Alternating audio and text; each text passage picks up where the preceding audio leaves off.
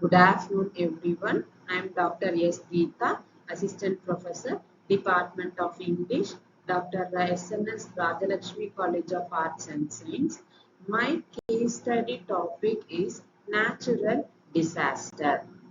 The present study was done to document disaster management strategies and approaches to assess the impact of flash floods on human lives, like health hazards, future implications of a natural disasters. I would like to talk about the materials and methods of the disaster.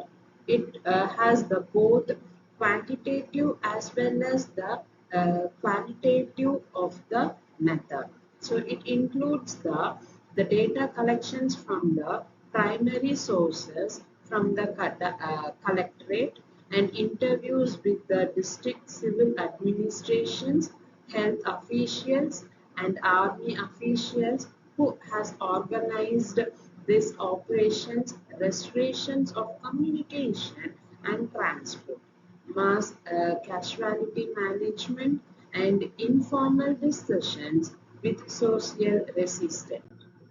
Then disaster management strategies. There are three cores of disaster management strategies was adopted to manage the crisis. They are response, rescue and relief operations, mass casualty management and rehabilitation. These are the three major things has been followed. Then supply of essential items. The army maintains an inventory of essential medicines and supplies in readiness as a part of rotation emergency paramedics. The essential non-food items were airlifted to the affected areas.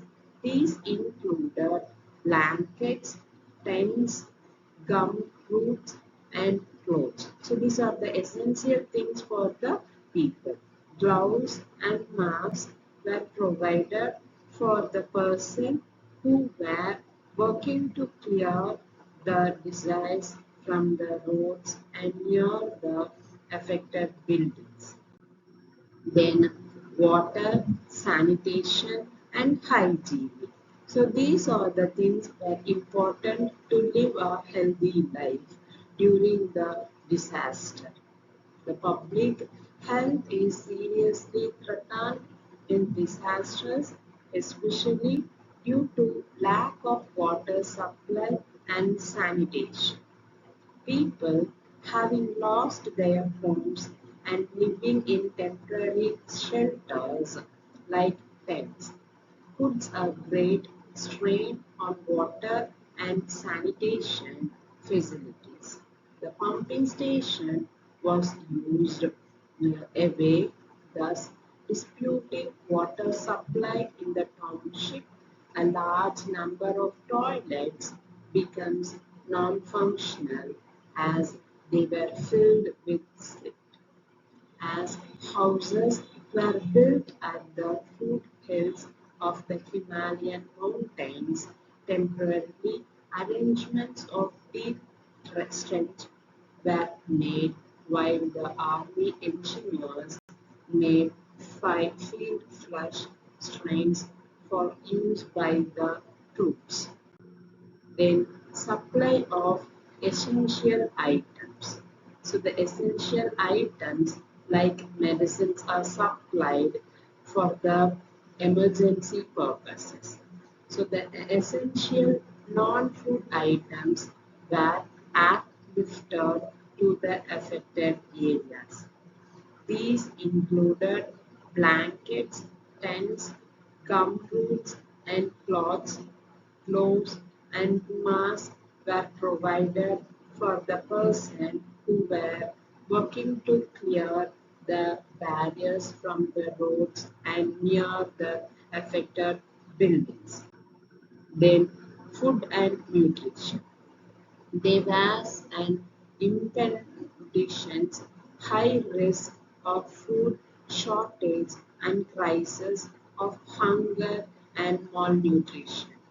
The majority of food supply came from the plains and low-lying areas in North India through the major transport routes, national highways. These routes are non-functional for most part of the winter. The local agricultural and vegetable cultivation has always been scarcity due to extreme cold weather. The food supplies took a further setback due to the unpredicted heavy downpour. Food storage facilities were also flooded and washed away. Government agencies, non-governmental organizations, and the Indian Army immediately established food supply and distribution system in the affected areas, from their food stores and airlifting food supplies from other parts of the country.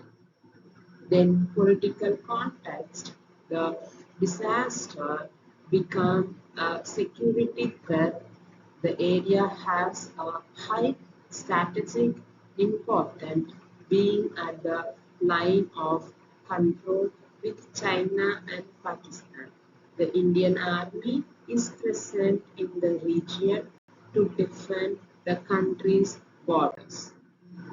About the conclusion about the natural disaster, it is impossible to anticipate natural disasters such as floods.